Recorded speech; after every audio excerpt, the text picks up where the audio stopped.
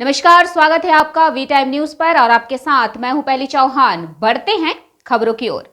Sachin market के पास firing की घटना। श्रीनाथ ज्वेलरी शॉप में फायरिंग की हुई घटना में गोली लगने से एक युवक की मौत। आशीष सोनी नामक युवक की गोली लगने से मौत। सिविल अस्पताल में कुछ देर चले उपचार के दौरान हुई मौत। આજે સચિન પોલીસ સ્ટેશન વિસ્તારમાં સ્ટેશન બજારમાં એક શ્રીનાથજી જ્વેલર્સ કરી અને શોરૂમ આવેલો છે.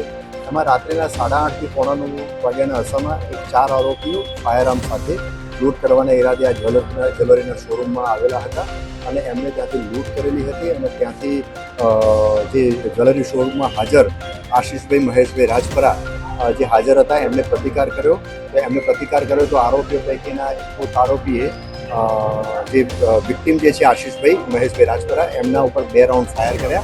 2 રાઉન્ડ ફાયર જે થયા તો એમાં વિક્ટિમ જે છે આશીષભાઈ એમને છાતીના ભાગે બંને 2 બુલેટ લાગી. તો એમને પ્રાથમિક સારવાર અર્થે અહીંયા સચિન લોકલ હોસ્પિટલમાં અને ત્યાંથી વધુ સારવાર અર્થે એપલ હોસ્પિટલમાં રિફર કરવામાં આવેલા ત્યાં એમને ડેથ જાહેર કરેલા છે. એના સિવાય આ ફાયરિંગમાં બીજા એક વ્યક્તિનું પણ ઇન્જર્ડ થયેલા છે. એમને એપલ હોસ્પિટલમાં એમને સારવાર અર્થે રિફર કરવામાં આવેલા છે. એમનું નામ અત્યારે જાણવાનો પ્રયત્ન ચાલુ છે. આ જે 4 આરોપીઓ ફાયરઆર્મ સાથે લૂંટ કરવાના ઈરાદે આવેલા હતા એમાંથી એક આરોપી જે છે એ પબ્લિકે એમને ઝડપી પાડ્યો હતો અને પબ્લિકે એને માર પણ મારેલો હતો. એને હેડ ઇન્જરી થયેલી હતી, માથાના ભાગે ખૂબ બ્લીડિંગ થયેલું હતું. તો એને યોગ્ય પોલીસ જાપ્તા હેઠળ સારવાર અર્થે નવી સિવિલ હોસ્પિટલમાં મોકલી આપવામાં આવેલી છે. આ જે ગુનાવાળી જગ્યાએ જે 3 રાઉન્ડ ફાયર પ્રાથમિક વિગતો અનુસંધાને જે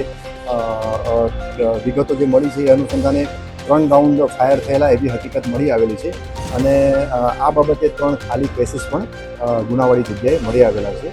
હાલમાં એક આરોપી પકડાઈ ગયેલો છે, એ સારવાર હેઠળ છે સિવિલ હોસ્પિટલમાં અને અન્ય 3 આરોપીઓ ફરાર થઈ ગયેલા છે.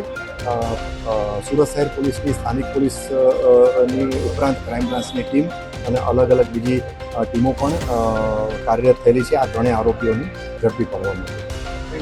वी टाइम न्यूज के लिए सूरत से अंकित दुबे की रिपोर्ट।